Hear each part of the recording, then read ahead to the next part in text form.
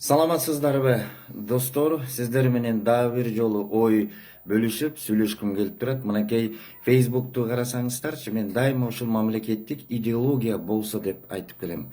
Мына Facebook'tu карасаңыздар, биздин баарыбызды дос кылып, бири-бирибиз менен ой бөлүштүрүп койду. Ошондуктан биз бири-бирибизге дос катары, бири-бирибизде болгон кабарларды, ошондой эле суроолор, пикирлер туруп калса, сунуштар болуп калса айтып келебиз. Мен бир нерсени айтып кете турган нерсем, бүгүнкү күндө биз өлкө кыйналды дегенибиз менен бул өлкөнү кыйнагандар биз кыйын деп жүргөн адамдар болду. Чындыгында эле карап көрсөңүздөрчү, эки президентибиз качып кетти, бир президентибиз абакта отурат. Жана ошол эле мына ушундан дагы биз сабак албай атабыз. Дагы эле сабак алуу жок болуп турат. Ошондой эле мына кадр маселесинде Мухаммедкалый Абылгазиев өкмөт башчы бул отставкага кетиш керек.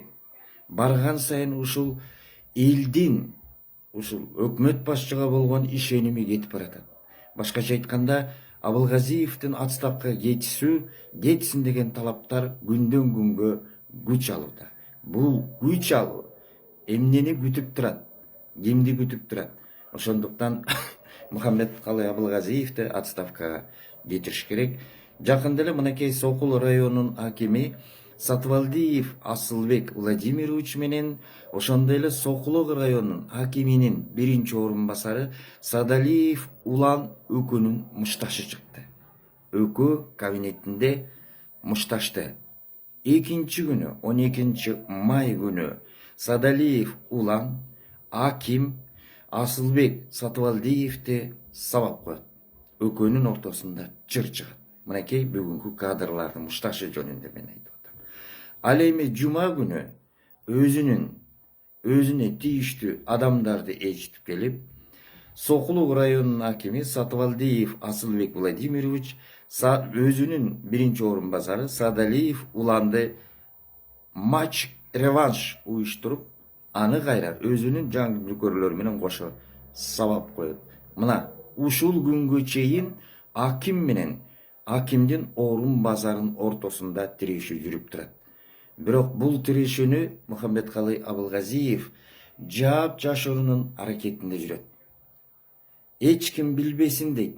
Бирок мына бизге бул кабар келип жетти. Мухаммедкалый Абылгазиев өкмөт башчы качанкыга чейин ушундай кадрларын жашырат. Аныс деле Мухаммедкалый Абылгазиев менен бороону эле калды ал өкмөттө. Эми мынакей жергиликтүү бийликтин өкүлдөрү, жергиликтүү бийликтегилер, акимдер, орун басарлары менен мушташып. Мен бул Сокулукта болгон, Бишкектин жанында болгон гана нерсени айтып атам. Ал эми жерлерде эмне болуп жатат? Ошондуктан Мухаммедкалый Абылгазиев өкмөт башчына айтар элем, өз сыйыңыз менен эле арызыңызды жазып кетип калыңыз.